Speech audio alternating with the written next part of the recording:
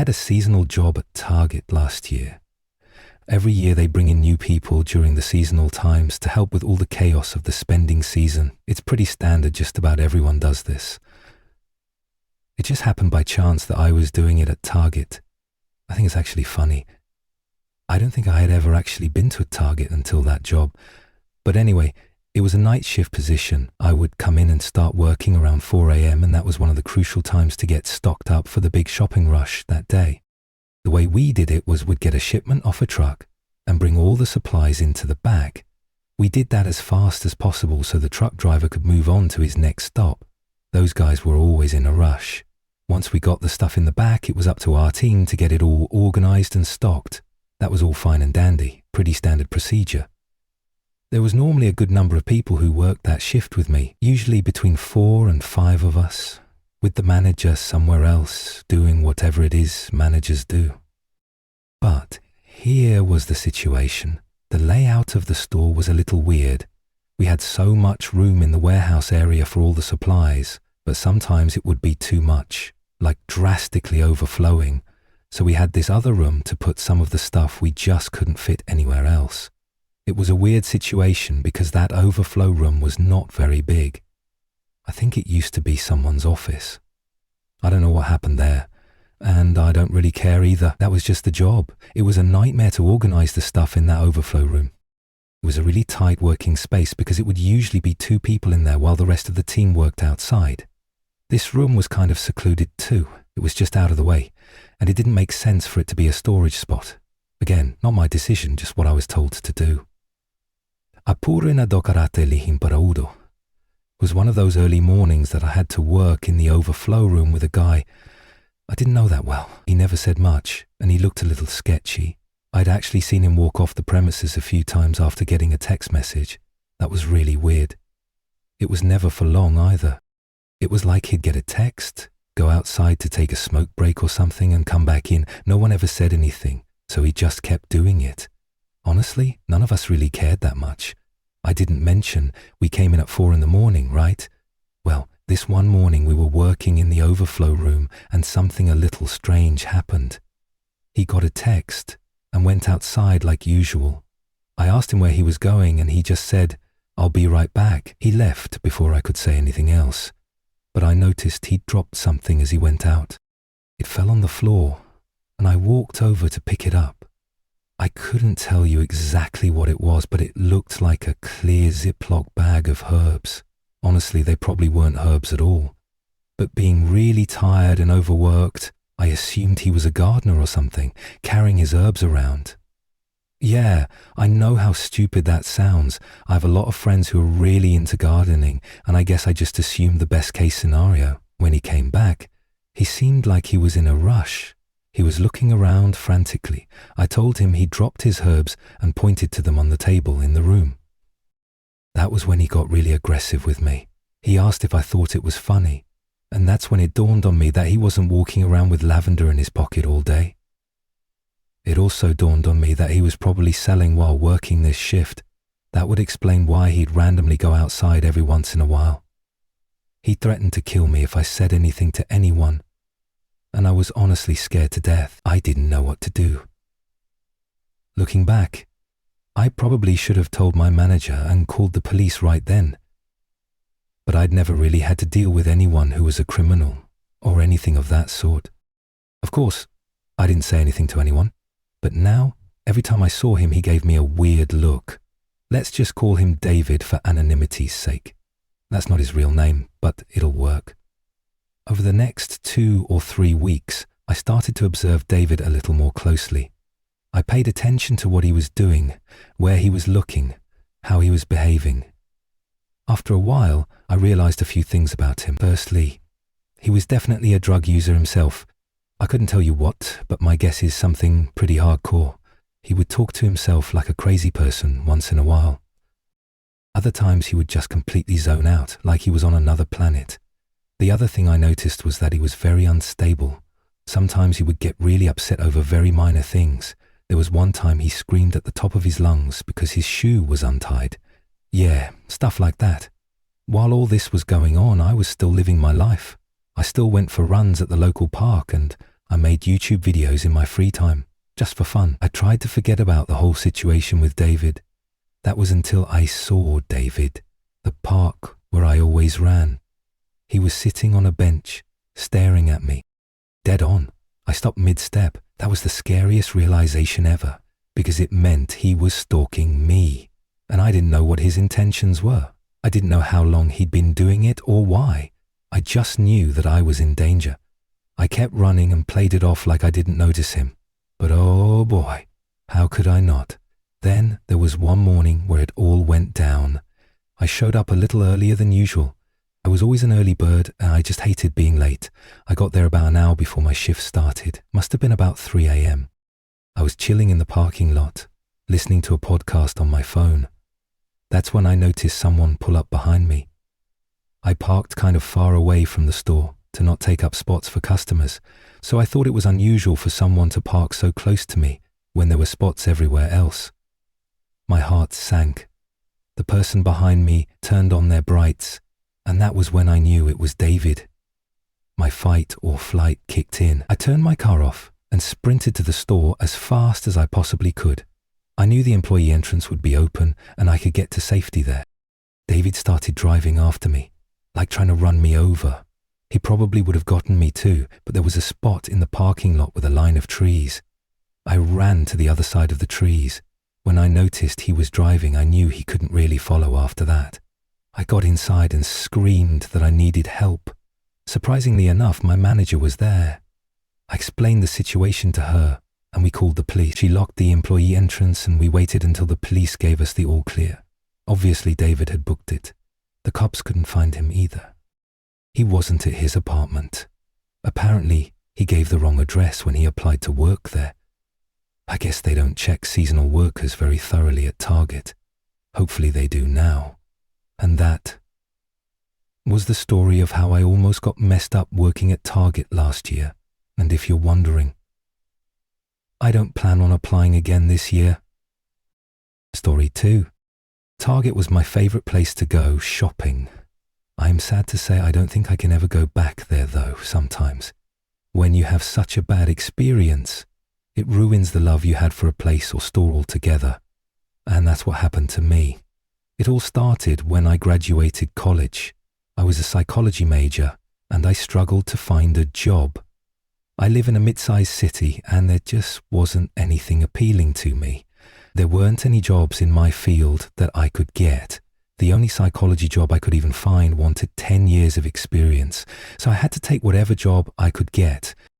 I ended up working at some funky call center, and I say funky because it really was a complete dumpster fire. Every single day the managers had no idea what was going on. My co-workers were some of the weirdest people I'd ever seen. Most of them didn't have a college education either, which made me feel really bad about myself. I had some really low confidence during this time. I felt like a failure. I still lived with my parents. I had a massive amount of student debt, and I was working at a call center making minimum wage. I had also let myself go during the last few months of my senior year. I was so stressed out trying to pass that I just didn't have time to make salads or go for runs anymore. I was feeling really down there for a bit, and this is where James comes in.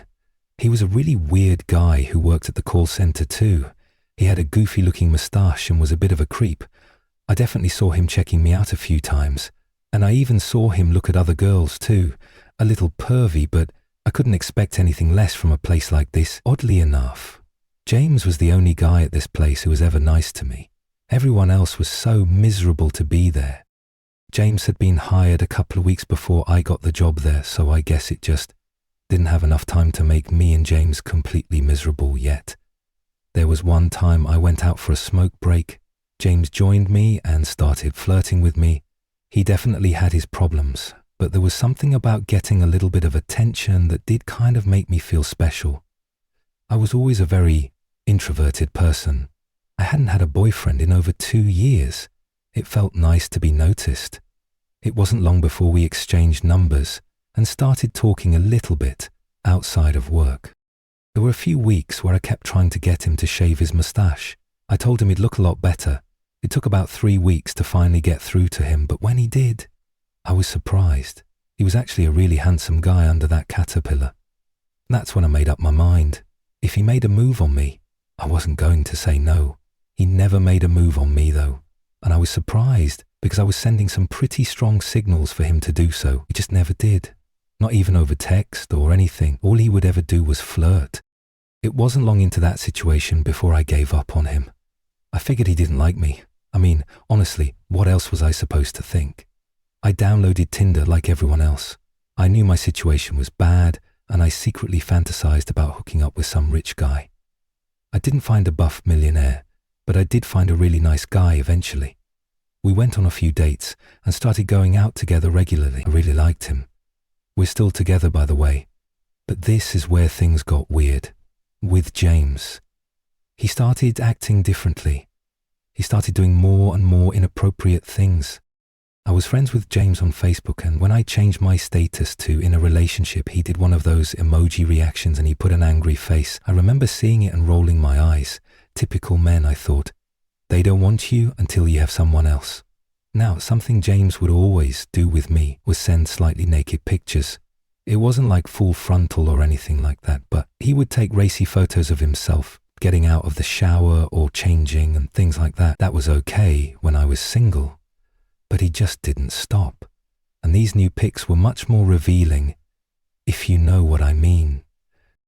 I kept telling him that I was in a relationship and that he couldn't do this anymore.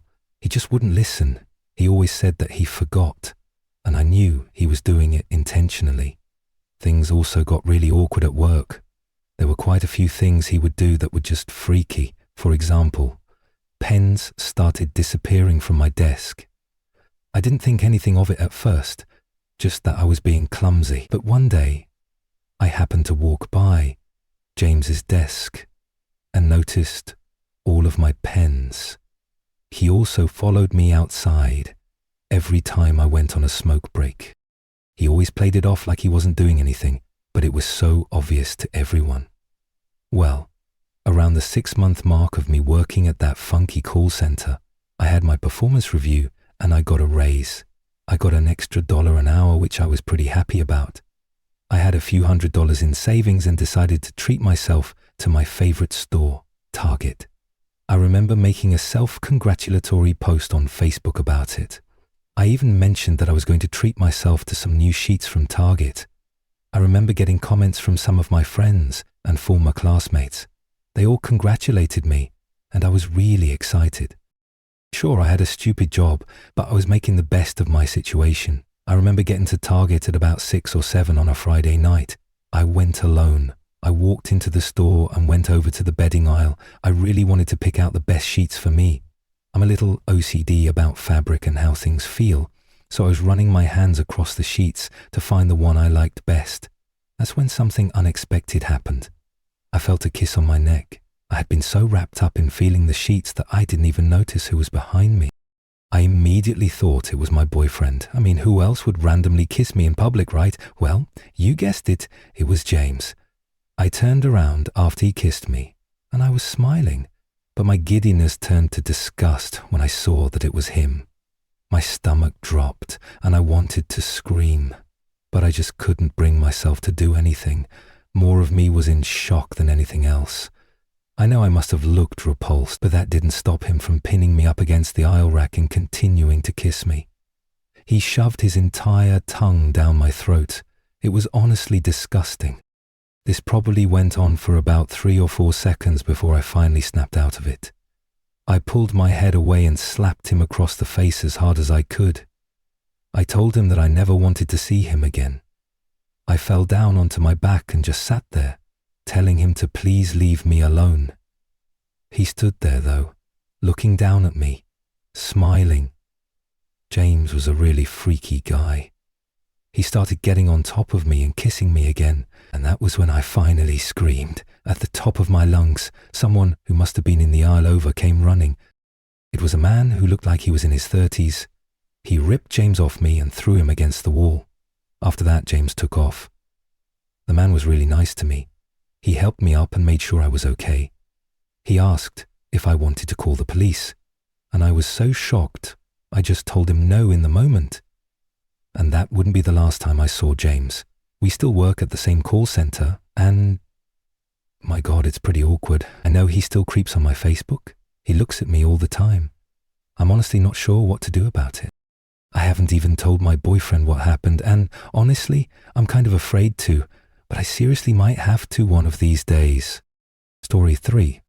Back when I was in my early 20s, I met a girl who set my entire world on fire. She was smart, beautiful, and had a passion for art. We're going to burn together, she used to say. Not in the literal sense, of course. It's just that the romance we got swept up in was, without a doubt, the most intense thing I had ever experienced in my life. It was like a wildfire, burning out of control. Nothing had topped it before, and nothing has topped it since. But let's just say that neither of us were in a particularly good place in our lives, and as passionate as the relationship was, it wasn't exactly healthy. She was very, very possessive, and I'm not going to lie, I thought that was kind of hot at first, but that got old real fast. Her behavior started to cause arguments between us. She would explode at the mention of any other girl. I once mentioned something about my sister, and she immediately interrupted me, accusing me of being unfaithful. Even after I explained that the girl I was talking about was my sister, she stayed mad. It just defied all logic. But I was in love, so I stayed with her. We were together for 17.5 months. That time included some of the best and worst moments of my life so far. But in the end, the bad started to outweigh the good. Faced with another Valentine's Day with her, I decided I couldn't do it anymore. I made the decision to break up with her. As you might imagine, she did not take it well. At first, she was in complete denial, saying there was nothing wrong with our relationship and that she had no idea why I was trying to break up. Then she got angry. She started throwing around accusations and threats, none of which I thought she'd actually act on. Then came the tears and the final acceptance. That was, by far, the hardest part for me. She was crazy, but I didn't think she was a bad person, and it sucked to have to hurt her like that. She insisted on staying in touch, maybe staying friends or something, but I had to go no contact. It was the only way we'd ever really move on. I felt like a monster for doing it, but I did it anyway. About a month went by. I was sitting in my apartment alone on Valentine's Day. I was sort of over her, but also sort of not, and with it being Valentine's Day, I was thinking about her a lot. So when my phone buzzed and I saw it was a text from her, I rushed to see what it said. I had deleted her number. But you know when you just always remember the last 4 digits of someone's number? Yeah, that. All the message said was, we were supposed to burn together, and that just kind of broke my heart right there. I thought about calling her, maybe trying to patch things up, and in retrospect, maybe that's exactly what I should have done. But in the moment, I tried to stay strong. I stuck to the no contact rule. I tried to take my mind off things. I stayed away from all the romantic movies and Valentine's Day episodes the networks were pushing, but I just couldn't shake the lonely feeling. Later that night, I was a little intoxicated, just sitting on the couch, when my phone buzzed again. I knew it was her, like I felt it in my gut. And surprise, surprise, it was.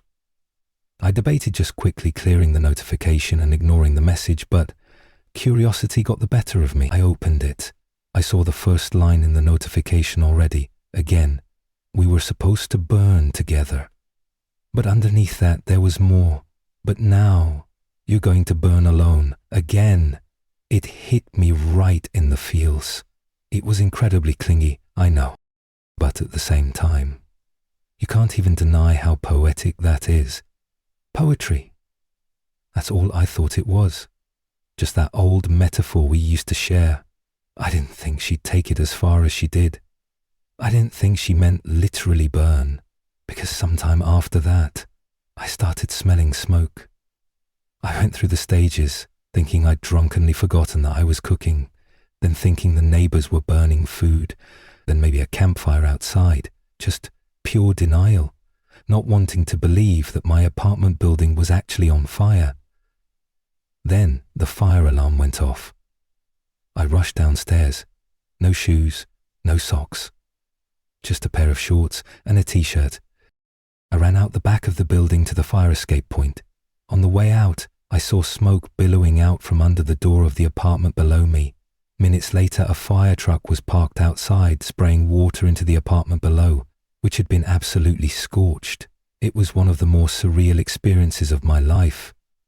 These firemen were asking if I was okay, if I needed one of those foil blankets. It was February, and it was freezing, but all I could say was, "I know who did this. I know who did this." One of them told me to get in touch with the police if the cause of the fire was criminal. So I did, immediately, because like I said, I had a good idea of who set that fire. I wasn't quite sure how she did it, but come on. Having my ex-girlfriend text me, "You're going to burn alone," and then my building goes up in flames? That's no coincidence. Over the next couple of weeks, I stayed at my mum's place while renovation work was done on my smoke-damaged apartment. The police thanked me for the tip and said they'd get in touch if the fire was found to be arson, only it wasn't. They called a little while later to say the fire department determined the cause to be faulty wiring. So, they wouldn't need any testimony from me. I brought up the text messages, how her words seemed to precede the fire too well to be coincidence. But again, they insisted no arson was involved. I even called her, texted her, told her I knew what she had done, that she wouldn't get away with it. But as you can imagine, she played dumb. "I don't know what you're talking about. You shouldn't be contacting me." It's something that messes with me to this day. There are so many unanswered questions, and frankly, I'm not sure I want to know the answers. I just know that one moment she's texting me telling me I'm going to burn, and the next, my apartment building is on fire. I'm not saying my ex broke into the apartment below mine and messed with the wiring, but is it even crazier to suggest she willed something like that to happen, or engineered it? I know how paranoid that sounds, so I don't bring it up much, but it had such a profound effect on me that I moved to a different apartment shortly after, just to be safe, because to me, there's still something very frightening about that time in my life, something I can't quite explain. And now, when I remember that old phrase we used to say, "We're going to burn together," it doesn't set me alight anymore. All it does is make my blood run cold. Story 4. Beginning on November 22, 1986, the life of Oscar Pistorius was unusual from the very start. He was born missing the outsides of both feet and was also missing his fibula bones. The fibula are lower leg bones that extend from the knee to the outside of the ankle, running parallel to the shin bone. Their job is to stabilize the ankle and support the lower leg muscles.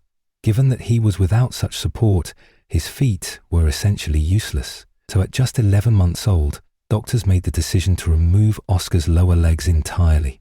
At that point, if you'd speculated that the young amputee might grow up to be a professional runner, people might have called you crazy. But in fact, that's exactly what Oscar became, thanks to a piece of cutting-edge Paralympian technology that came to be known as running blades, manufactured using carbon fiber reinforced polymer material. The curved design of these blades is intended to store kinetic energy like a spring, allowing the wearer to jump and run effectively. The blades were so effective that at the 2011 World Championships in athletics, Oscar became the first amputee to win a non-disabled world track medal. And at the 2012 Summer Olympic Games, despite not winning anything, he made history again, becoming the first double-leg amputee to ever compete in the Olympics, a titanic achievement by all accounts. Naturally, these victories made Oscar an international sensation.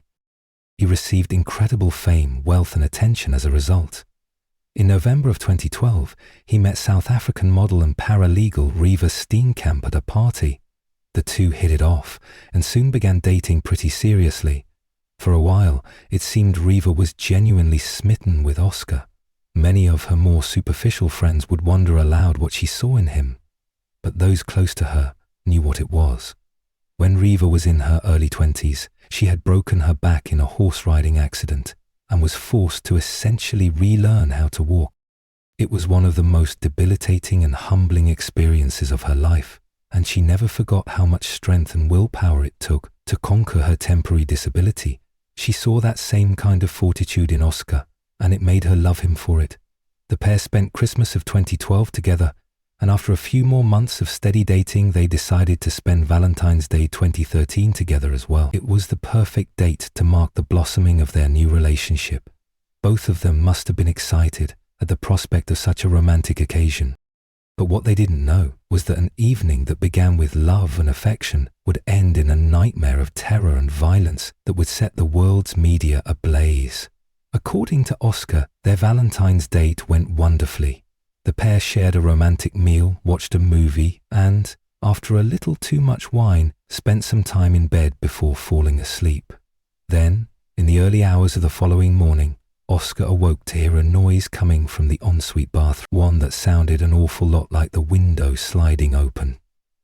He lay there, listening in the darkness.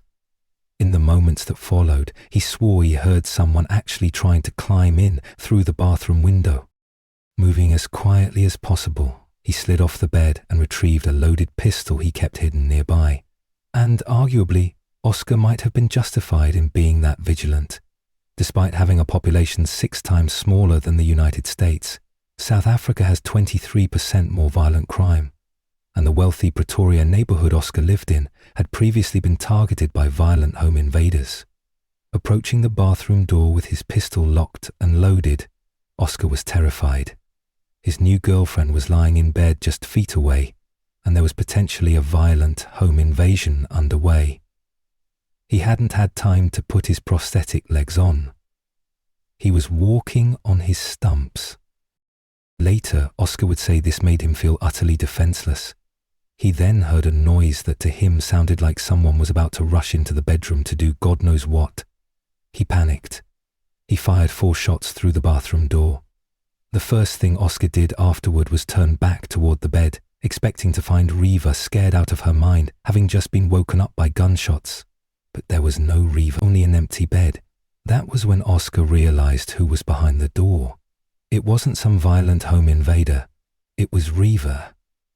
He tried to open the door, but it was locked from the inside. Oscar grabbed a cricket bat and began smashing the door down. He succeeded in creating a large hole through which he was able to crawl. He unlocked the door, grabbed the unconscious Reva and carried her downstairs, calling for an ambulance on the way.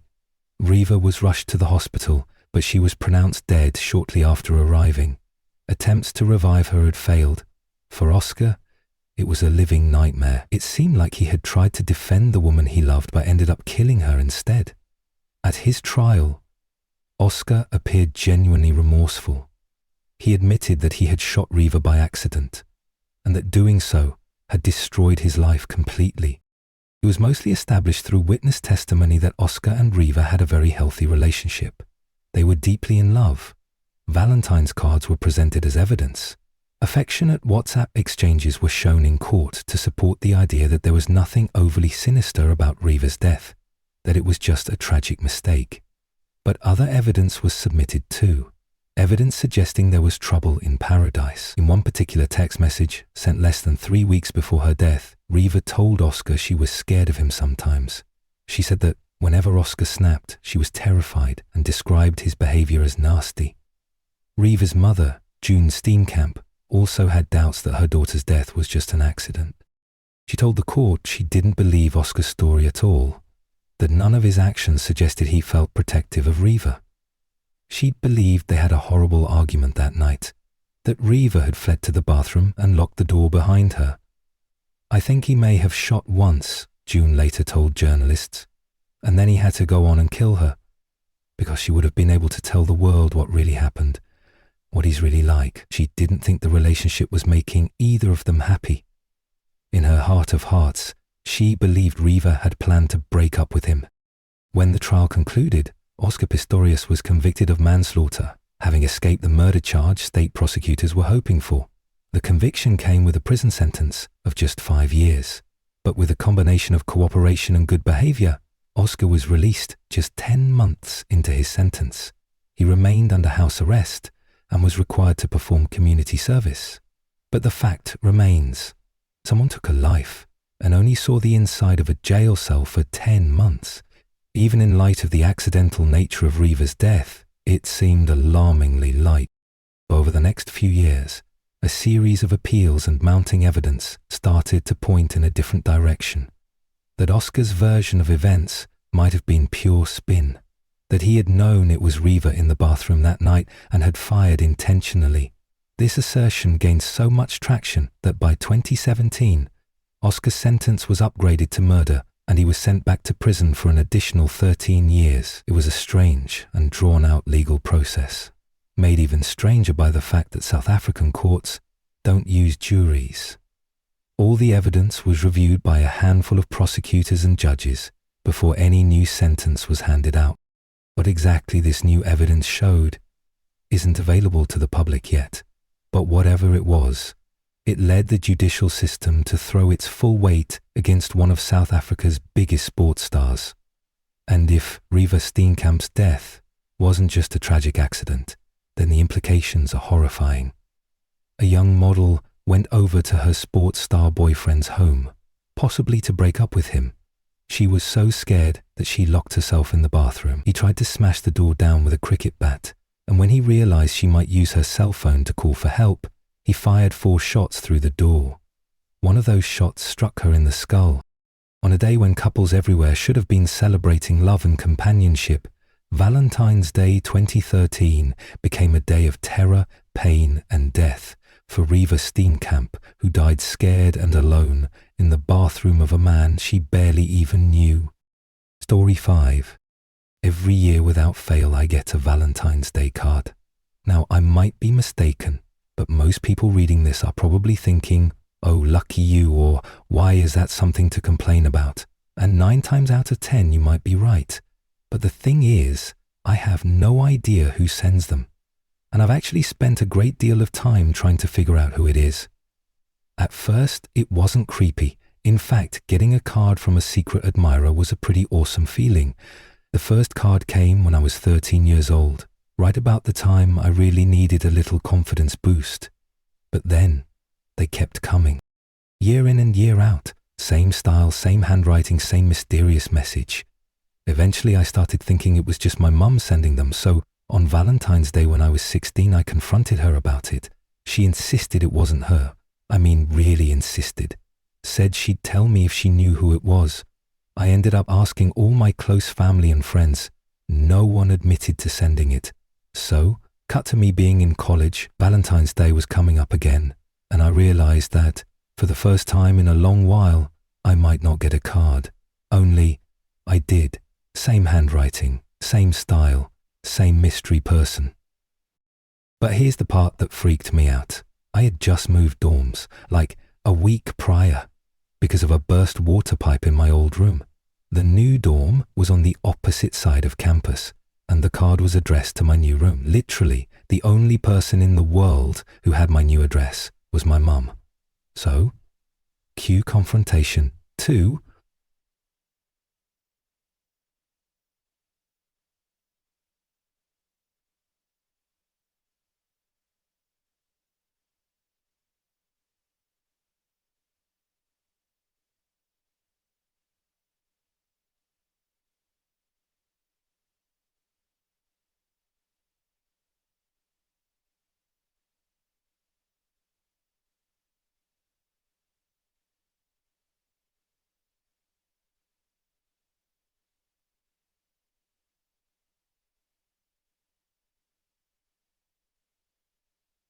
Said she hadn't told a soul, and once again swore she wasn't the one sending the cards.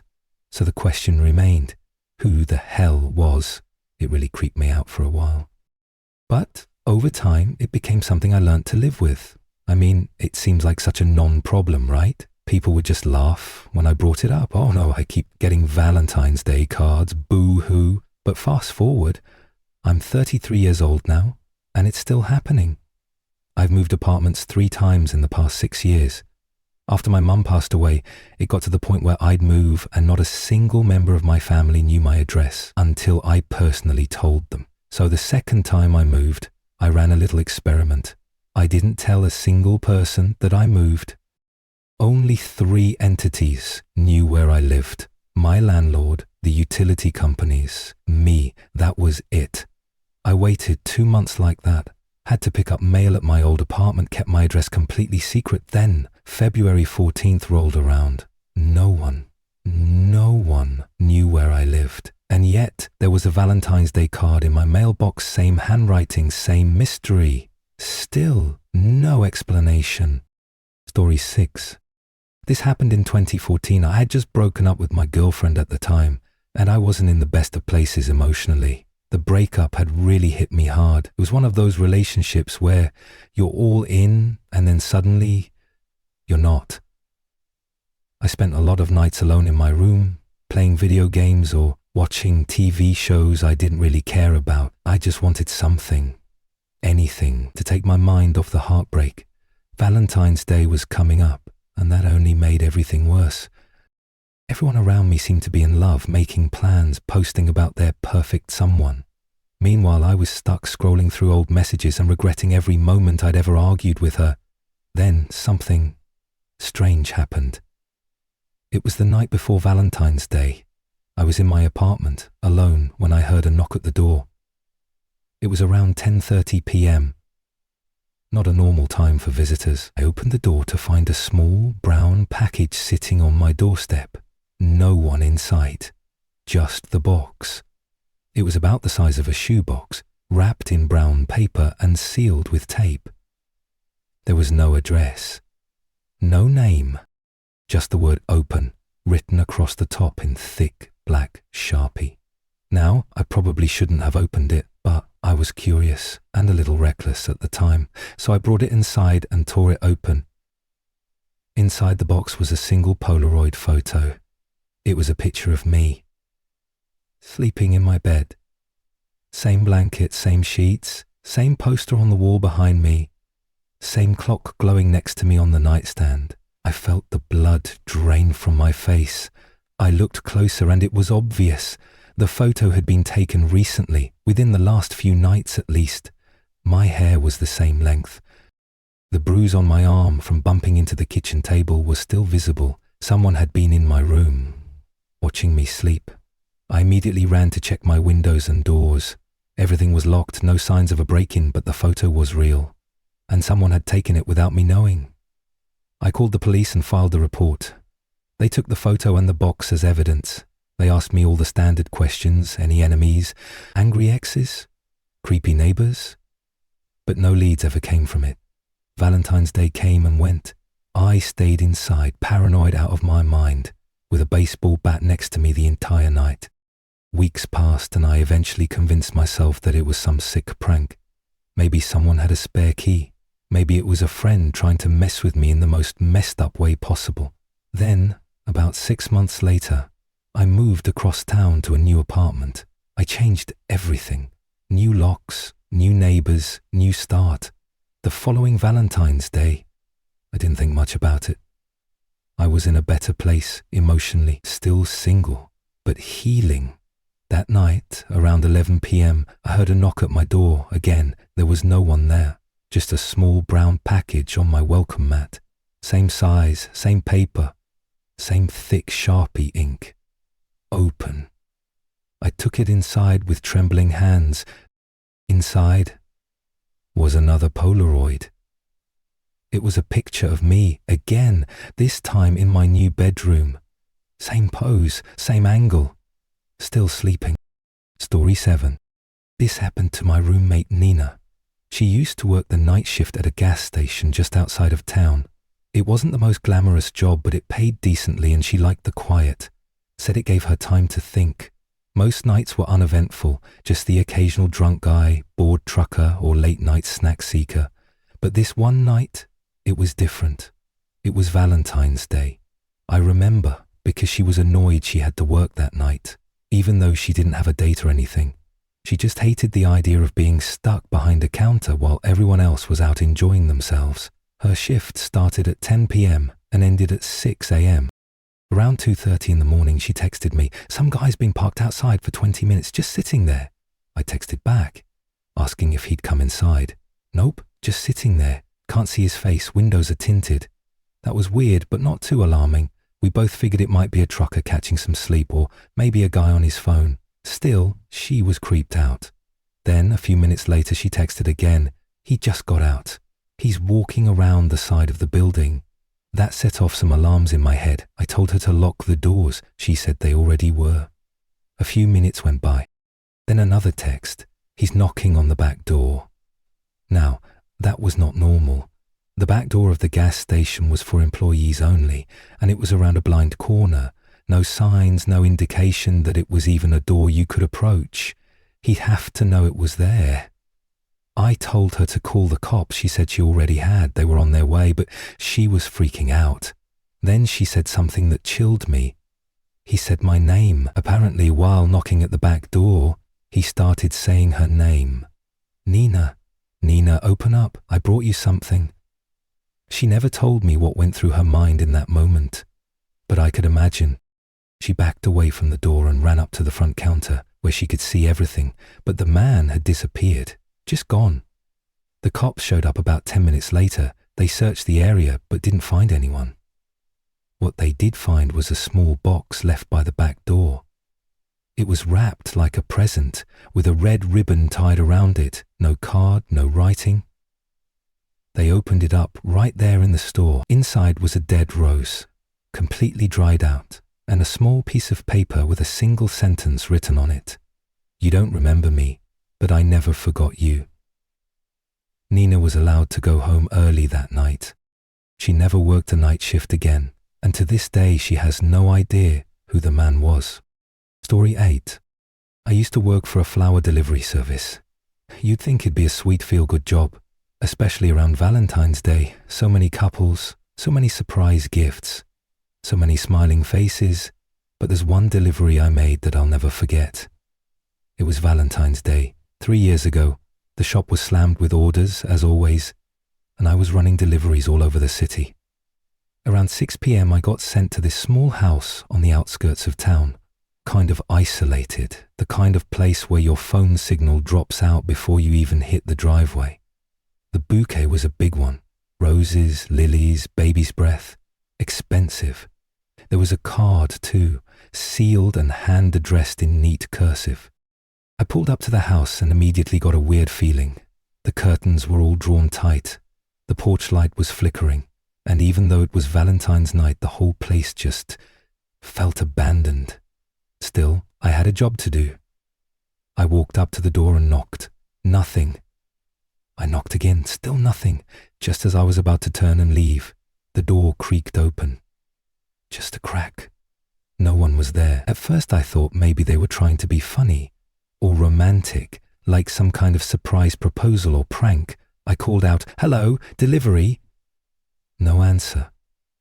I gently pushed the door open a little more. I didn't step inside, I never do that, but I wanted to make sure I wasn't being ignored. That's when I saw the hallway inside. It was covered in photos. Dozens of them.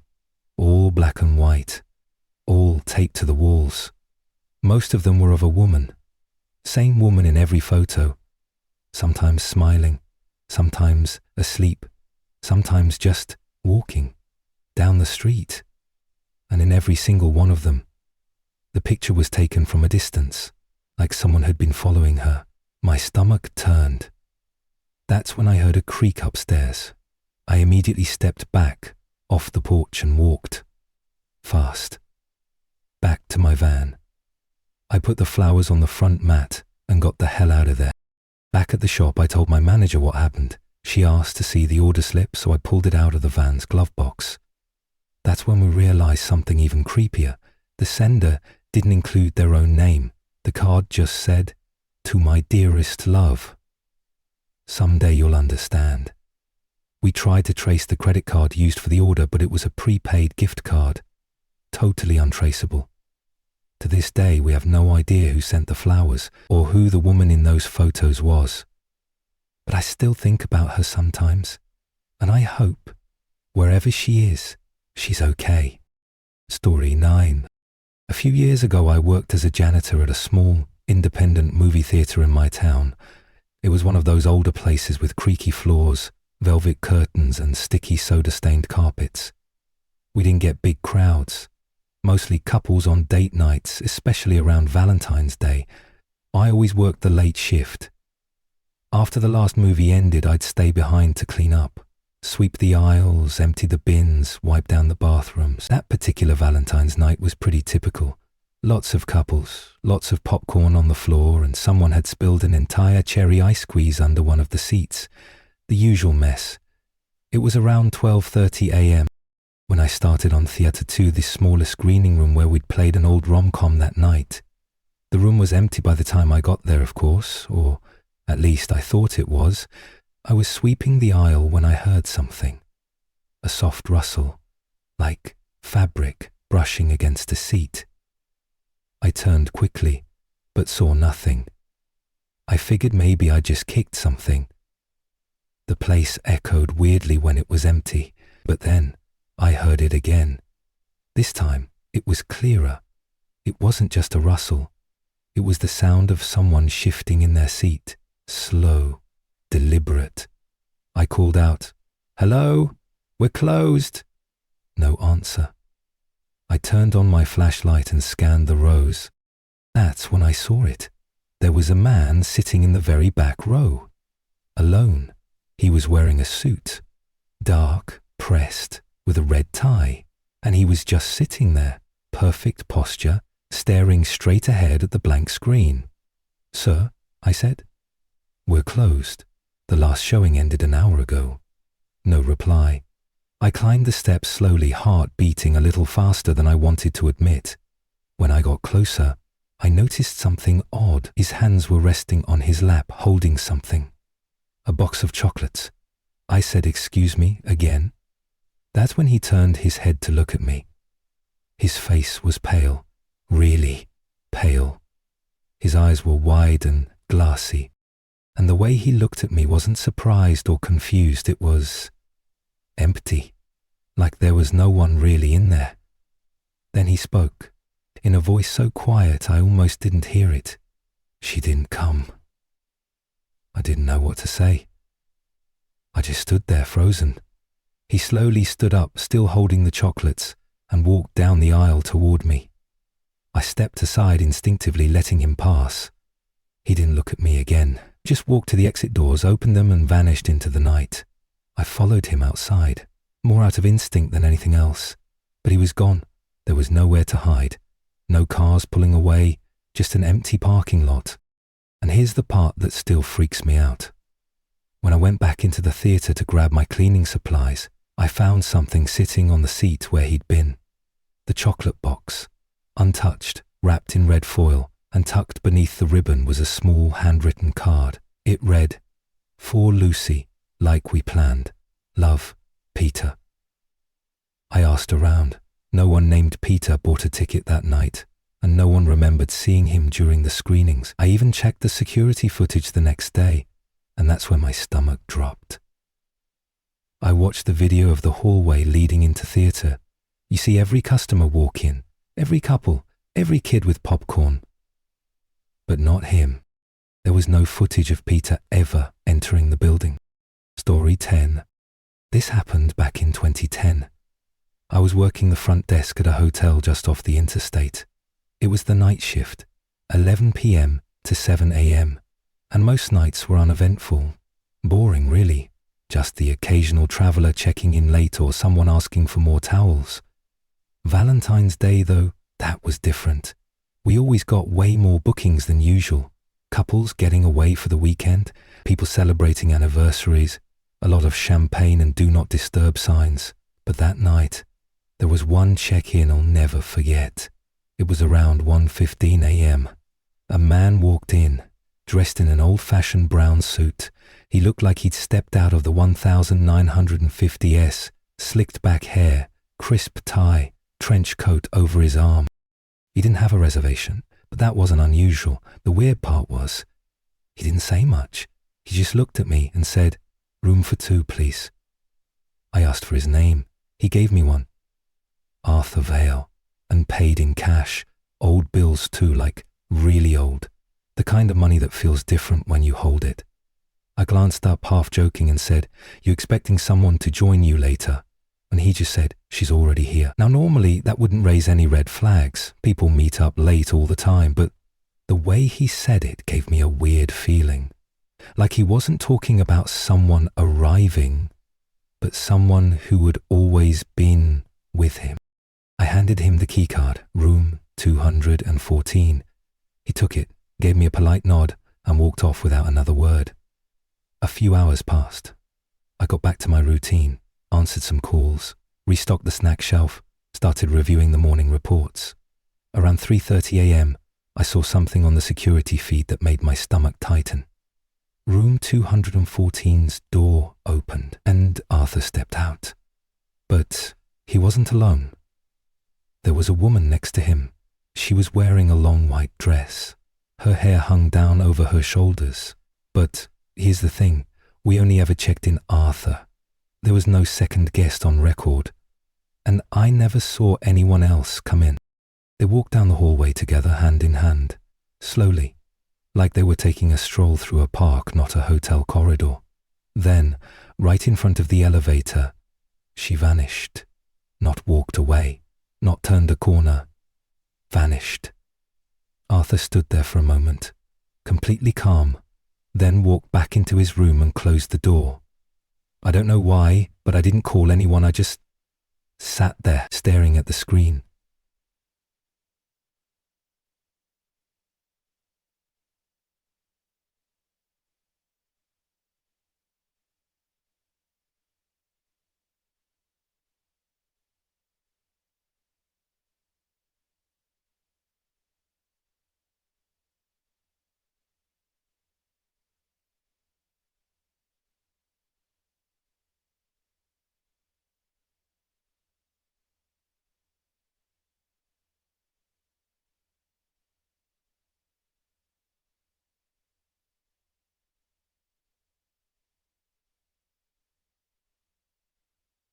The merchant said, "Yes."